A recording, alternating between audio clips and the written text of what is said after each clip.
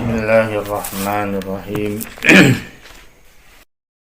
Wa kibriya'u sareng ari takabbur li rabbina eta pikeun pangeran urang, sifatan sebagai sifat bihi ka rabbuna makhsusatan anu dikhususkeun patajannibannaha maka anjeun kedah nebihanana wattaqo sareng kedah ngaraksa jalma. Qala tos nyarios saha Abu Hanifah rahimahullahu li ashabihi ka para sahabatna, azimu kudu ngagedekeun aranjeun ama imakum kana sorban aranjeun wa wasi'u sareng kudu ngaluaskeun aranjeun akmamakum kana lengan-lengan baraju aranjeun wa innama qala jeung nyarios sotenan eta Abu Hanifah dalika kana eta katerangan li alla yustakhaffa supaya henteu dihinakeun naon bil ilmi ilmu wa ahlihi sareng ahli ilmu. Ayeuna netelakeun atanapi ngajelaskeun tentang sifat takabur.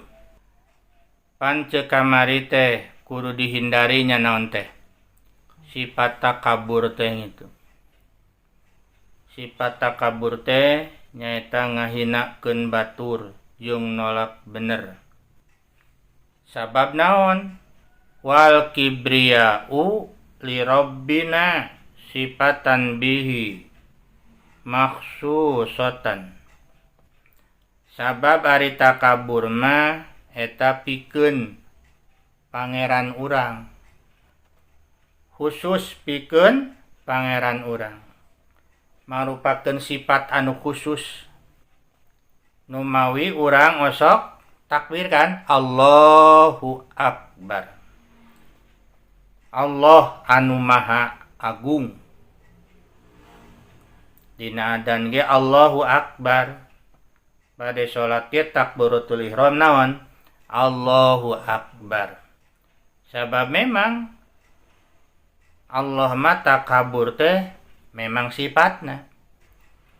Dari urang makan upami takabur teh sabenerna mah bohong itu. Jeung bahkan sifat takabur teh di antara sifat anu matak jadi keluar kapan iblis di mana? Di surga. Tunya diusir di surga. Nepi ka ngahinakeun.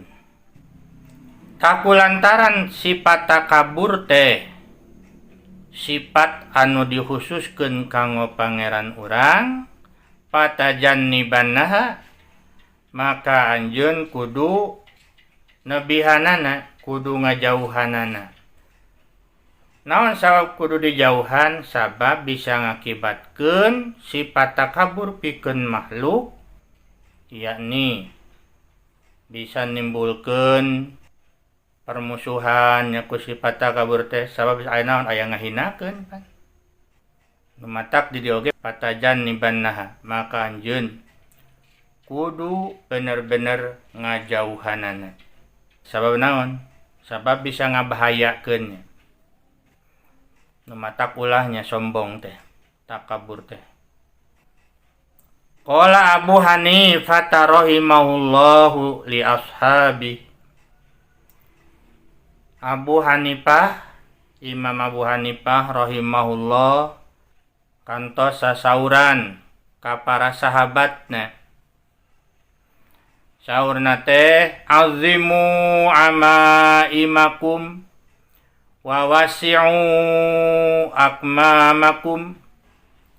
Haranjeun wahai sahabat kaula, kudu ngagedekeun kana sorban-sorban aranjeun, jeung kudu ngaluaskeun ningalegakeun kudu ngagedekeun kana lengan-lengan baraju aranjeun. Sok cenah oge sing rarubak sorban teh, lengan-lengan baju oge sok sing baradag. Wa inna maqala dzalika li alla yustakhaffa bil ilmi wa ahlihi.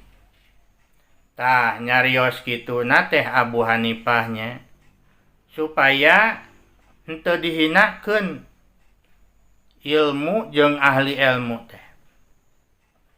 Nu mata keuning urang sapalina nyosok ningali kan sorban arageung rarubaknya.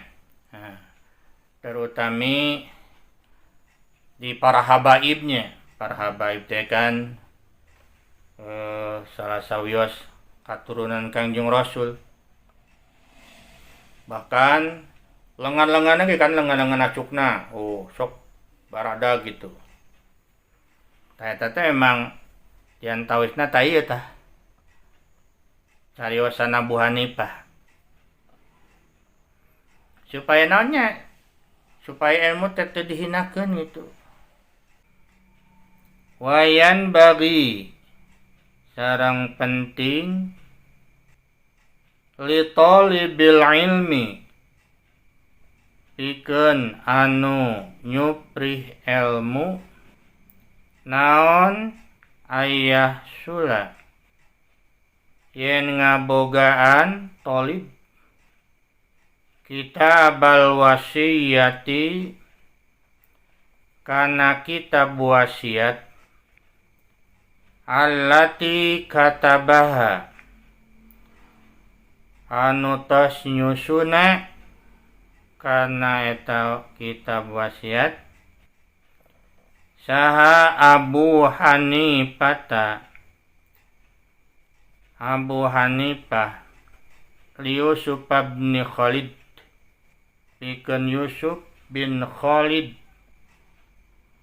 as-Samti urang Samti indar ruju'i nalika kembali ila ahlihi ka keluargana yajiduhu bakal menakan kana eta kitab saha manjalma yatlubuhu anu milarianana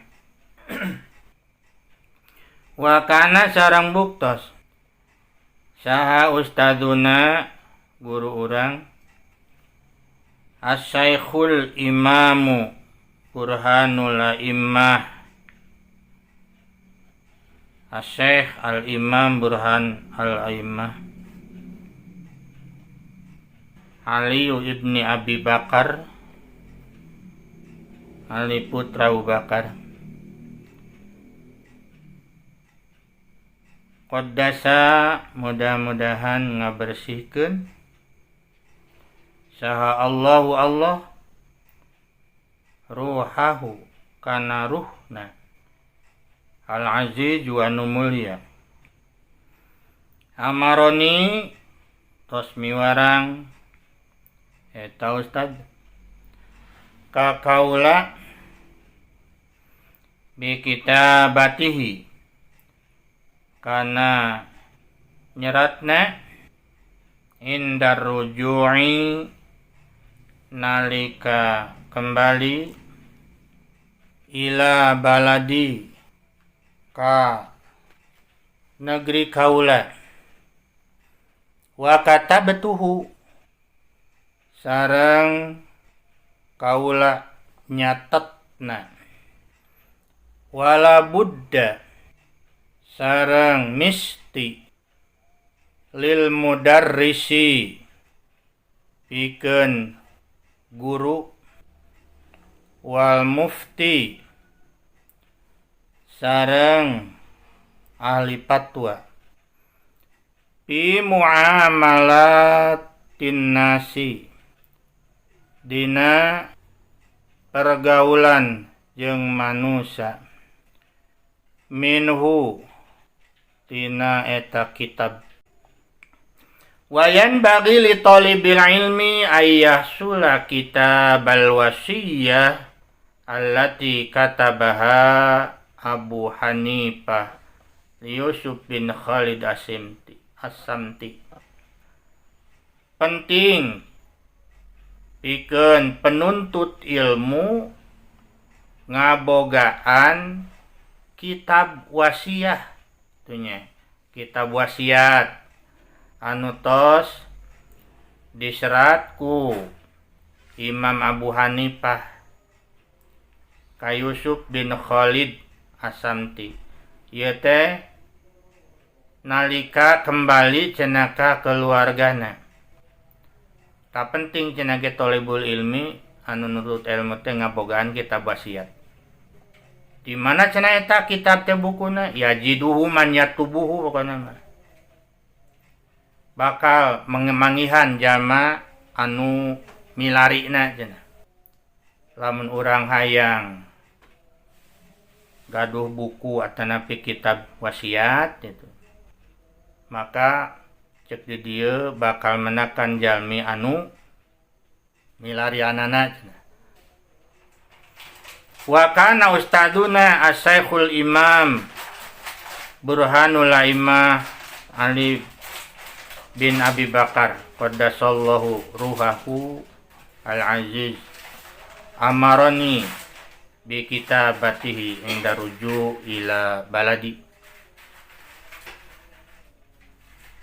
Sareng cenah guru urang Syekh Imam Burhanul A'immah Ali Ibni Abi Bakar qaddasallahu ruhahul aziz amaroni miwarang ka kaula supaya nyerat eta kitab nyusun eta kitab ieu teh nalika kembali ka negeri kaula nya akhirna cenah wa katabtuhu kaula nyatetna nyusuna eta kitab teh. Bahkan wala budda lil mudarrisi wal mufti fi muamalatin nas minhu.